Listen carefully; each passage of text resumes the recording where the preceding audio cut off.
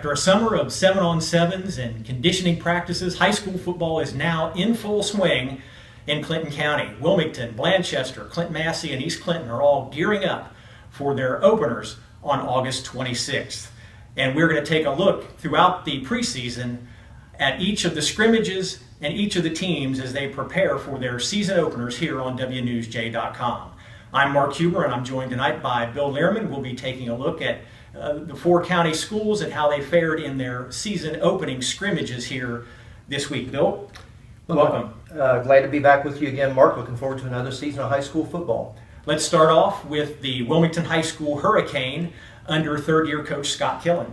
As they continue to build momentum, and hopefully, the ultimate goal is to make the playoffs and go deep in the playoffs. You got to say that Wilmington certainly has a good nucleus of people coming back from last year. Obviously, the biggest question: who's going to be behind who's going to be behind center? Who's going to be the signal caller quarterback to replace Credit, who since has departed?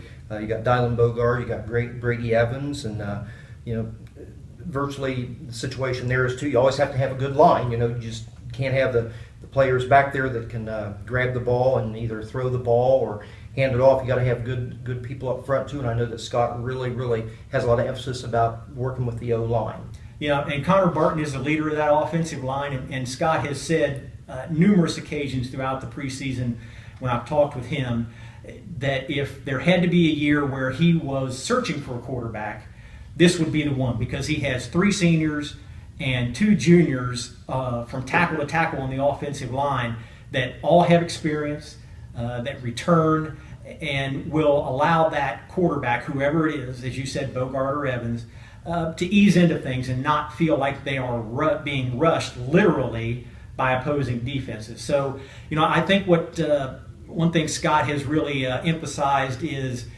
he's going to let Brady Evans grow into this. He's a freshman. Dylan is a junior. Evans is probably more of a throwing quarterback. Dylan is more of a passing quarterback or a running threat. So they do offer contrasting styles. And as you talked about before we went on the air, Dylan is so versatile that he's going to have many roles on this team.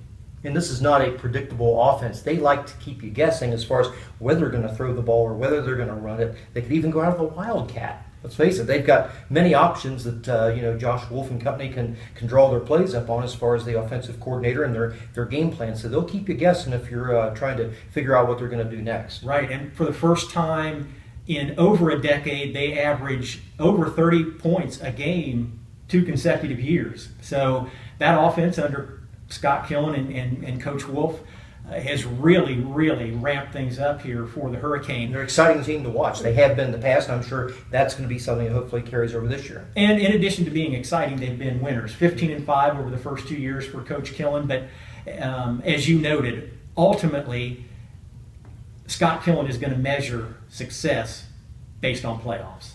And they came so close last year, who'd have thunk it? You look back at the game they lost at home to Clinton Massie when the Falcons outmaneuvered them there on that extra point, and Wilmington loses by 1 at home. Then the following week they lose at Chillicothe. Had they won that game, it's always a case where you look back and hindsight's 20/20. They could have made the playoffs, but certainly that gives them something to whet their appetite and be ready for this year. The Hurricane opened their scrimmage season at Hamilton.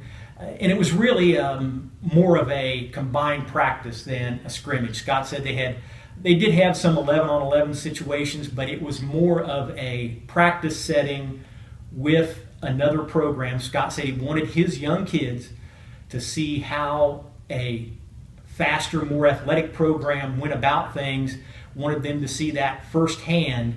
And he really felt like that, his team, as he said, they came away a better team than what they went into this scrimmage against Hamilton. Well, you can't always be satisfied with what you see because there's always going to be areas that you want to tweak and make it better. But if they can come out of this thinking that they made some improvements, they saw some areas for adjustments, areas that they need to work on some things to tweak it, make it a little bit better, that certainly gives them something to think about for the future as well. And that future in terms of tweaking and finding out where things stand, boy, on Saturday at Beaver Creek,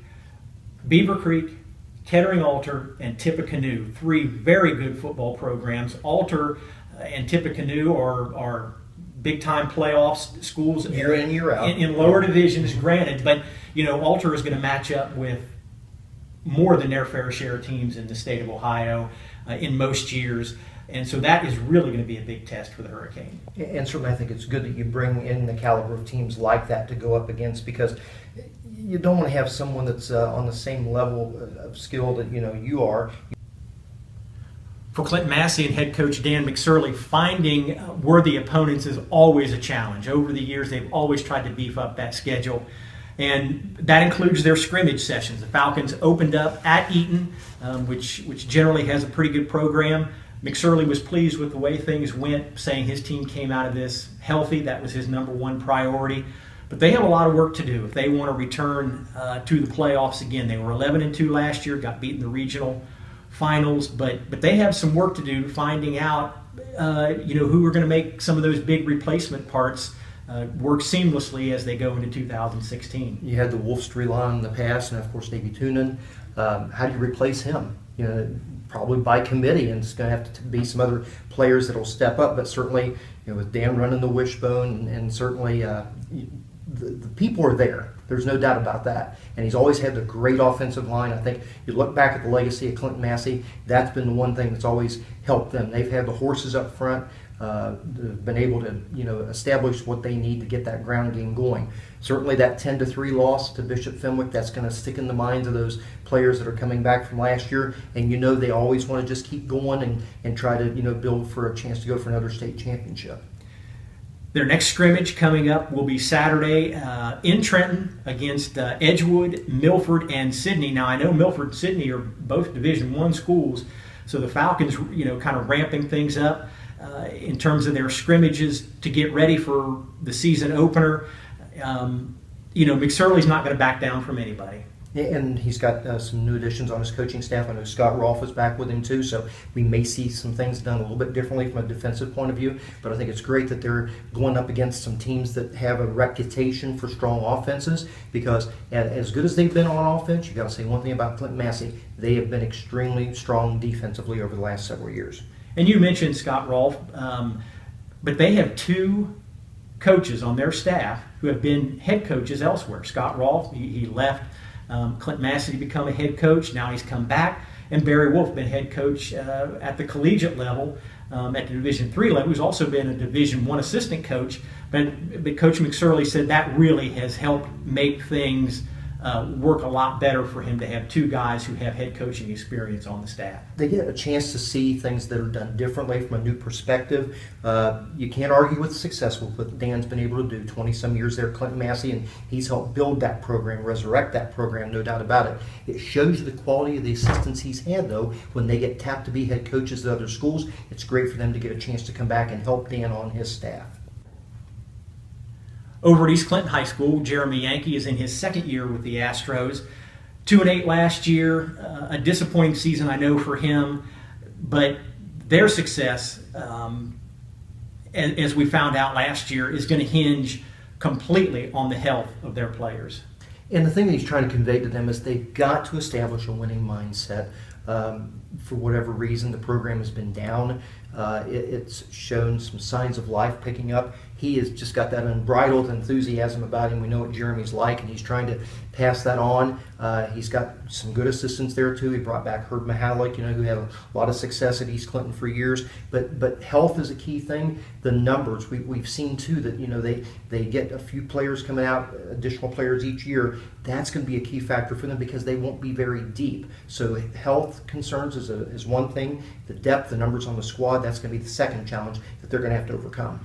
Last season they started the year 2-0, but in that second win at Blanchester, they lost Anthony Osborne, who, after watching him those first two games, I was really excited to see what this kid was going to be able to do over the course of 10 games. He just churned out yards. He did, no doubt about it. And he blew his knee out against Blanchester and didn't play the rest of the year. And, whether there's a correlation there or not, I think there is. East Clinton lost their last 8 games. They started out 2-0, finished 2-8. So health, as you said, is a big thing. But Jeremy's confident that Friday night's lineups are going to be made primarily of juniors and seniors. He's kind of got the program at least going to that point. So they're won't have to be a lot of freshmen and sophomores out there playing major roles on Friday night. And that's going to help not only now, but for in the future, so that those freshmen and sophomores can build toward the varsity level in a better manner than being thrown to the wolves as a freshman on a Friday night. And I'm sure he's the first one who probably would tell you this. I'd love to see us get at least a couple more wins, but really in a situation like this where you're trying to build a program, you can't gauge it on wins and losses. It's got to come down to, are you improving? Are you getting the people to buy into the program? And that's what's going to help them down the road. It's going to be a 2 or 3 year process to establish that winning tradition. East Clinton did not have a scrimmage this week. I talked with Coach Herb Mihalik earlier in the day, and he said they had a scrimmage last year on the Monday after their first week of practice, and he said they just weren't in pads long enough. They weren't ready for that scrimmage, so they decided to scrap it and go with the scrimmage next week. They'll have Dayton Christian and Huntington 10 a.m. Saturday at East Clinton. A new era begins in Blanchester as Brandon Sammons takes over the reins of the Wildcats, replacing a longtime coach and former Blanchester quarterback, Jack O'Rourke, who has now gone on to Hillsboro. But, knew everything for the Wildcats. And one thing that Coach Sammons, talked to me about earlier is that he thinks the kids were ready for something different. And as he said, it wasn't that his way is better or worse. It's different. And he has found a renewed enthusiasm, I think, in football at Blanchester High School. And anytime you have a new coach taking over, they want to bring in their own coaches as well. A new system, they were going to do some things differently. As you've said, they see some more numbers of people coming out for the program this year. So you got to say that at least there's the idea that things could be moving forward. Right off the bat, though, look at the very first game. You're going to go up against Clinton Massie, as we know it's going to be the last year of the cider keg as we know it. But certainly that's going to be something that those Blanchester players are going to have to reach back for something extra, because this is their last chance that they'll get to take that field against Clinton Massie. And I know this bunch of seniors, and there's nearly 20 of them out for the team, so that's quite a change from last year's junior class. That was something that head coach Sam was excited. He wasn't going to hand the job to somebody because they were a senior, but he is glad that he does have 20 seniors out. But, one thing you mentioned about that, Bill, these seniors have, at various levels of their career, they have beaten Clinton Massie. So they're not maybe quite as in awe of Clinton Massie as some of these senior classes in the past have been, but just because you beat them in 8th grade or as a freshman doesn't mean you're going to get the same result as a senior. It's going to be tougher each level as you go along. Plus, let's face it, they're going to have to buy into his system, as we talked about earlier, with it being a new coach and things like that. How well can they adapt to it? How well can he implement the type of offense he wants to run? As far as the defense, however they want to do that, those are going to be a lot of questions going to have to be answered pretty quick. And they started answering those questions in their first scrimmage against Little Miami. He said it was more of a controlled practice than a true scrimmage, but he still felt good about how the team had progressed. He said they were better than they were in the summer, which, as you said, that's kind of what you're looking for. You get that new offense, that new defense in, and you just want to progress so that everything is in place come your season opener. Their next scrimmage, ironically enough, this is interesting. is Friday at home against Hillsboro and the former head coach, Jack O'Rourke. So that's going to be intriguing, a story within itself, as you say. Certainly that's going to be interesting. And the thing you got to look at too, I think, from Blanchester's point of view, you felt for them last year because it seemed like they lost 2 or 3 games, I know, in the fourth quarter. You got to play 4 strong quarters. You can't let up. And we saw that happen to them last year. Maybe this could be the key thing this year, and it comes down to maybe conditioning or just some luck and other things, but they need to learn how to play 4 quarters of football.